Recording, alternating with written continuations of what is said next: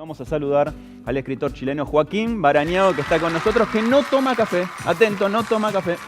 Ay, qué puñalada me clavaste ahí en eso, Joaquín. No pude evitarlo. ¿Cómo estás, Joaquín? Bueno, mira, te hago entrega de mi libro. En algo compartimos, que son anecdotarios. Las curiosidades. Exactamente. Sí, no, yo en la web tengo toda una categoría de comida. ¿En serio? Sí, hay una sección de café también. Te regalo aquí esto. ¡Qué bárbaro! Un libro de historia universal. La historia universal freak. Miren, les cuento, son libros extraordinarios. Ya salió hace un par de temporadas el volumen 1, ahora acaba de publicarse el volumen 2. El volumen 1 tiene 762 curiosidades y el volumen 2 tiene 763 curiosidades. Parece que Joaquín estudió ingeniería, llegó a recibirse, le fue muy bien en la facultad. Es un tipo, como todo ingeniero, obsesionado por los datos, y un día la historia, o el lado B de la historia, golpeó la puerta y dijo: quiero estudiar la historia, mejor dicho, transmitirla, comunicarla de una manera inusual. Fue así. Bueno, es un resumen muy apretado de una historia, pero contiene la esencia de la historia. Fue esta idea de primero acumular datos en la cabeza, luego transformarlos en una página web y ya a partir del 2014 narrarlos en un relato continuo en el formato libro. En el formato libro. Ahora, el primer libro va desde el Big Bang hasta la guillotina y el segundo va desde Napoleón hasta nuestros días, ¿no? Este es el libro que acaba de salir publicado, el segundo volumen de la historia universal freak. Estoy ahí luchando contra el brillo. Y se marca un punto de inflexión en Napoleón, ¿no? En esta historia insólita, esta historia de los datos que vos contás, que tiene 763 curiosidades. ¿Por qué Napoleón? ¿Por qué empezás ahí? ¿Y qué es lo más extraordinario que has descubierto de Napoleón?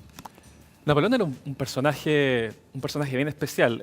Él, nació en Córcega, aprendió francés de mayor, fue gobernante francés, siempre hablando con un acento muy marcado y, sobre todo, gran estratega militar. Nació con la dentadura completa, como diciendo: yo aquí vengo a la vida apurado, a hacer rápidamente lo que quiero hacer, y de hecho fue el gobernante más joven, incluso más joven que Macron.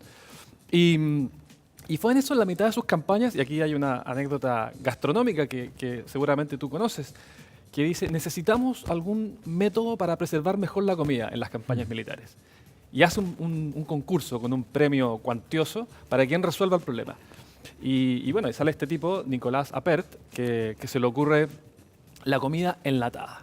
Y gana el premio. Tardaron más de una década en pagarle su plata, pero pasaron 46 años hasta que a alguien se le ocurrió inventar el abrelatas. Así que teníamos 46 años en que los militares ahí a bayonetazos nomás rompiendo las latas. Y después Napoleón... Es impresionante eso porque demuestra, perdóname, la falla en el ingenio humano, ¿no?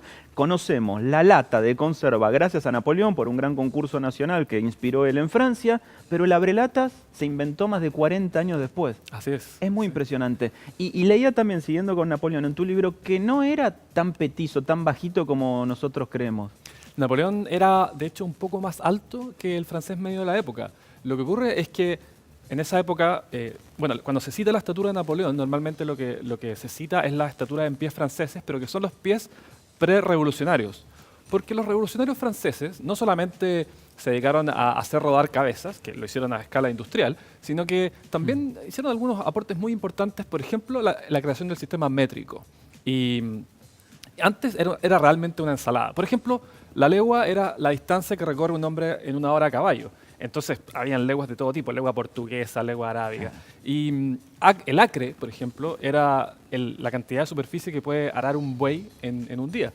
Entonces, cuando se cita la estatura de Napoleón, los pies franceses eran mayores que los pies imperiales británicos. Después viene el sistema métrico, uno se olvida del pie francés y lo multiplica entonces por la unidad que conocemos hoy día. Y este tipo era un petizo. Claro. Pero no, fíjate que no lo era tanto. Estaba en el promedio.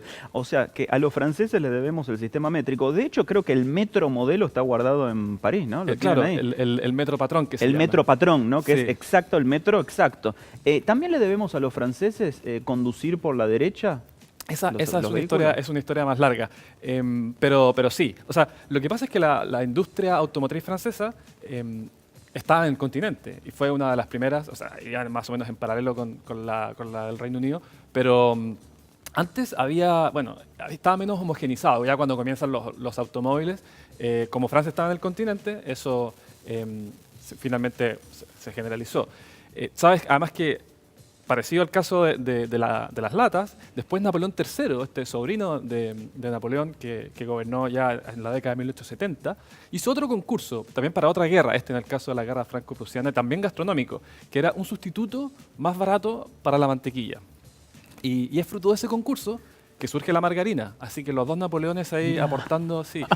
Y a la margarina le fue tan bien, que, porque era realmente mucho más barato, que los productores de mantequilla, bueno, entraron en pie de guerra. Por ejemplo, en Estados Unidos hubo 5 estados que exigían que la margarina se tiñera de color rosado, para que se viera repulsiva, de manera de no poner de no amenazar a los productores de mantequilla. Claro, es impresionante. Ahora, hace un rato tuvimos acá un invitado que hablaba de los autos eléctricos que se vienen de los vehículos autónomos. A partir de tu libro se me vino a la cabeza la enemistad eterna que tienen franceses con ingleses, también está explicada en que uno conducen de un lado y otros conducen del otro los autos. Pero es muy impresionante cómo los medios de transporte configuran también este abordaje original que vos haces de la historia. De hecho, en uno de tus libros contás mucho acerca del Titanic, ¿no? Sí, el Titanic es una historia con muchas cosas muy especiales.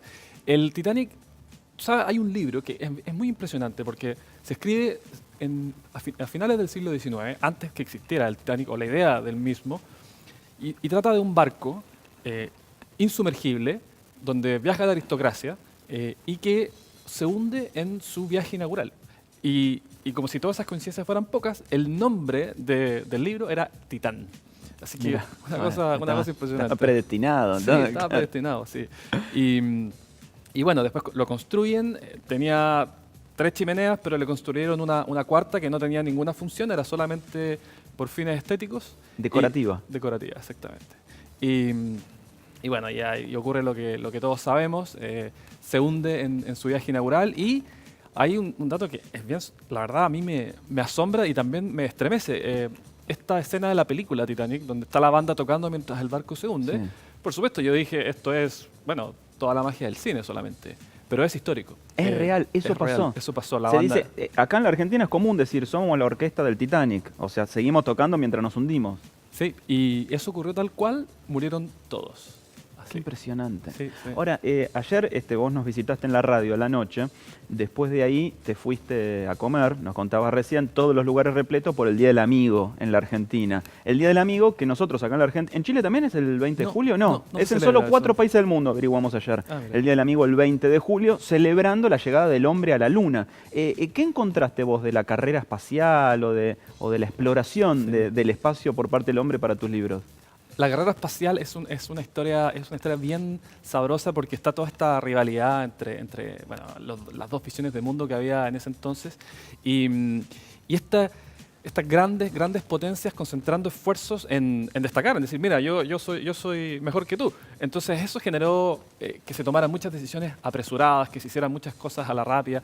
Entonces, por ejemplo, antes de que existiera la tecnología para transmitir las imágenes digitalmente, lo que se hacía era dejar caer los rollos de película de algunos satélites en el aire y tenía que venir un avión y atraparlo en el aire. Ese era el proyecto Corona.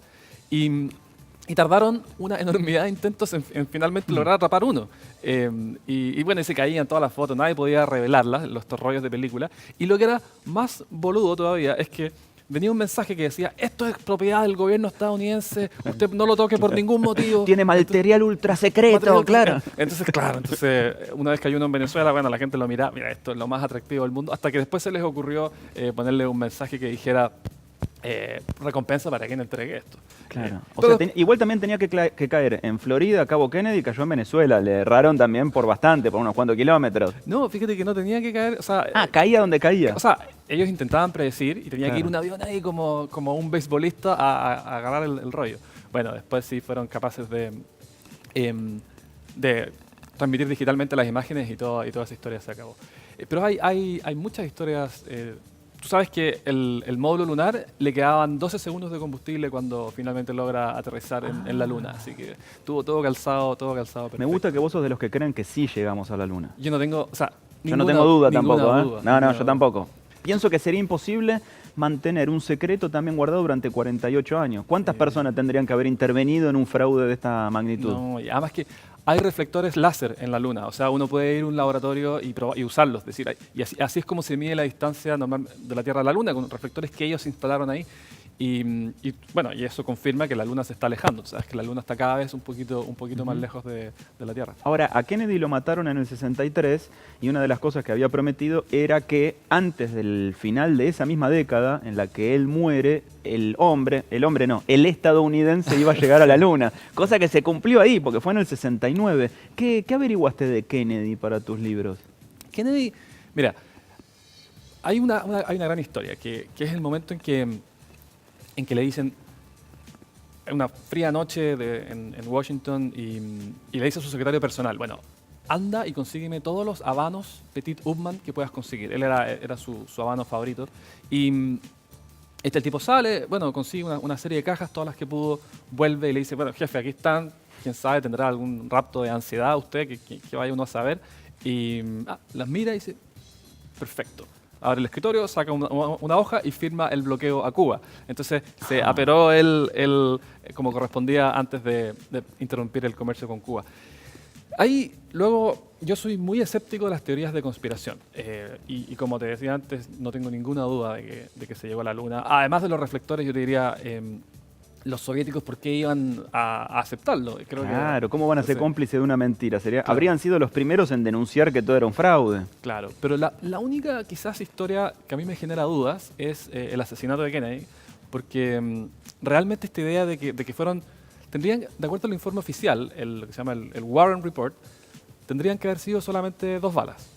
Para que haya sido una sola persona, fueron 2 balas. Y entonces la segunda bala tiene que haber hecho una trayectoria que uno mira cómo está descrita en el informe, y es una cosa, tiene que haber atravesado algo así como 18 capas de ropa y 36 centímetros de tejido humano. No es la cifra exacta, pero es una cosa completamente inverosímil. Por eso hay gente en Estados Unidos que anda con un dibujo de cómo habría sido esta bala, y eso a mí no me calza. Ahora, no creo que haya una conspiración del tipo, bueno, fue el gobierno, sino que lo que yo creo es que había un segundo tipo que también disparó, y como nunca fueron capaces de encontrarlo, entonces, bueno, ya para salir del paso y dejar a todo el mundo tranquilo, digamos que era solo uno y que lo capturamos y luego el tipo se suicidó. Así que esa es una historia que sigue dando que hablar. Es muy impresionante el abordaje de la historia que hace Joaquín en Historia Universal Freak. Ya salió hace algunos años el volumen 1, ahora pueden conseguir en las librerías el volumen 2, con la historia narrada justamente con este pulso narrativo y con una abundancia de datos muy, pero muy impresionante. Así que,